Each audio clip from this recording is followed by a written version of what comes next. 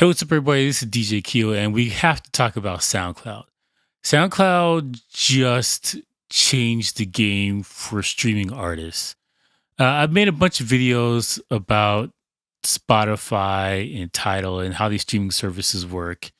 But as far as independent artists and where their money comes from and this kind of thing, it's been a tough sledding in 2020 because nobody could tour, nobody could do concerts, and that's a large revenue base gone from the industry. When you really break it down, like nobody's making money anymore. And the RIAA just released this. They released their quarterly reports about revenue and this kind of thing. Surprisingly, it increased by 9.2% in 2020, up to 12.2 billion.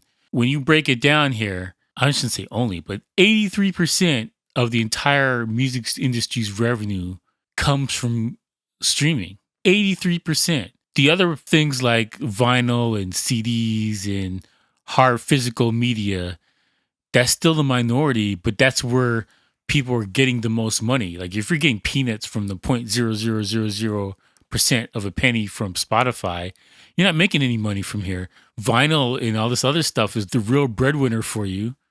And this is why the Spotify thing is so fascinating. Artists were relegated to just putting music on streaming platforms and getting their fingers crossed, hoping for the best. This has always been a situation where everybody's getting shafted and nobody's looking out for the artist. And SoundCloud decided to do something different. Let me break this down. When you're on a streaming service, when you pay your $9 a month or whatever it is, it puts all of the money that you paid into a giant pot. And then it divvies up the money depending on how large of a fan base you are and how famous you are. So, for instance, I think it's like 150 million subscribers to Spotify. Out of that group, everybody piles their $9 that they put together, and then a chunk of that goes to Taylor Swift, and a chunk of that goes to Beyonce, and a chunk of that goes to Katy Perry, Black Eyed Peas, whatever, all the popular artists. They get all the money. The independent artists are scraping the bottom for the crumbs. The crumbs of the crumbs. That's what these guys are going for. So a person that's got 100,000 streams, I said screams.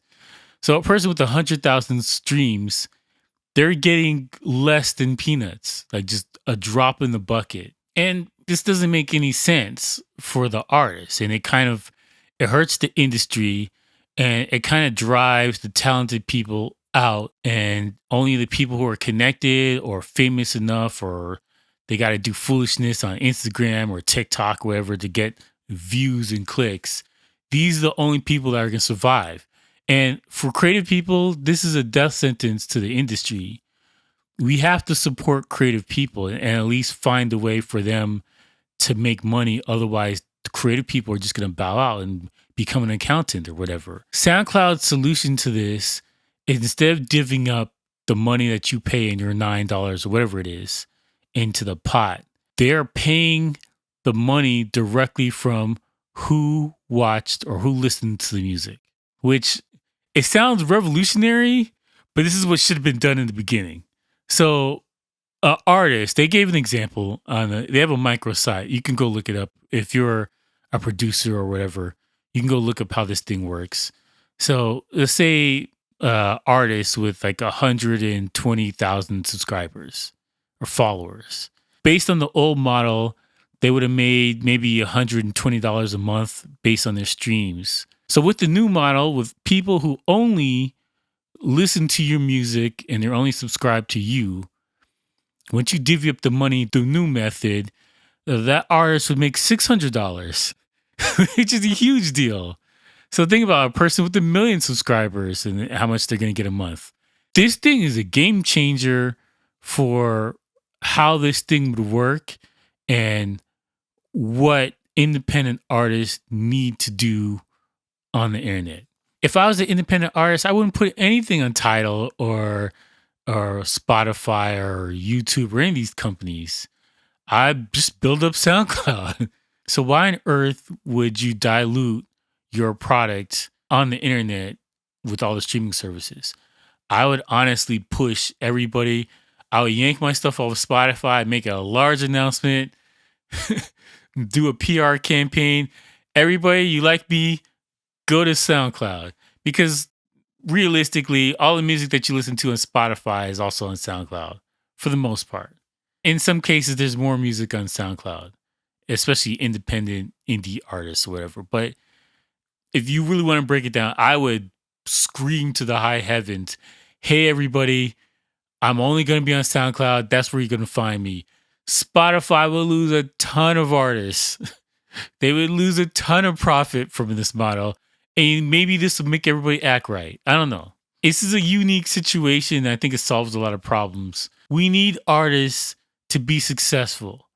If everybody's getting sneaker money, back when I used to produce, we used to look at the fees and what record labels were going to pay for a song. We went from getting real money down to sneaker money, where you get like $100 and there's like a coupon for a Happy Meal. You could live a life and pay your bills and buy a house and stuff like that with what they were paying before. My first check for what I did with some of these other artists, bonkers compared to when I left producing and I was like, I'm done with this crap. What they were paying producers and all this stuff like that is ridiculous, the drop off. So it still pisses me off, but my friend used to joke that everybody in my family has gold and platinum plaques. My dad has a gold album. My brother has gold and platinum plaques on his wall. My brother-in-law has gold and platinum plaques on his wall. I'm the only person who didn't make it. I'm not bitter. I'm not bitter at all. But I digress. I think the point I was trying to make is that we need artists to be successful. We need people to make money from their craft. If they can't do it, they're just going to leave and they're going to be stuck with all of this garbage. So I think it's better that people have solutions and options. And SoundCloud's come up with the solution. So if you're a producer or you know somebody who's an artist, I suggest you send this video to them and be like, yo, go sign up to SoundCloud. If you're not there already, look for it. April 1st is when they're going to switch over to this new model. So next month. I think this is a huge deal, and definitely independent people or people who are looking at getting into the industry, you need to look at this seriously. And it's not just enough to sign up.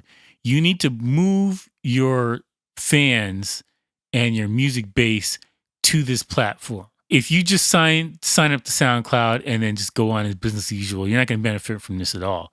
You have to physically get people off Spotify and bring them to SoundCloud. SoundCloud's got a different app.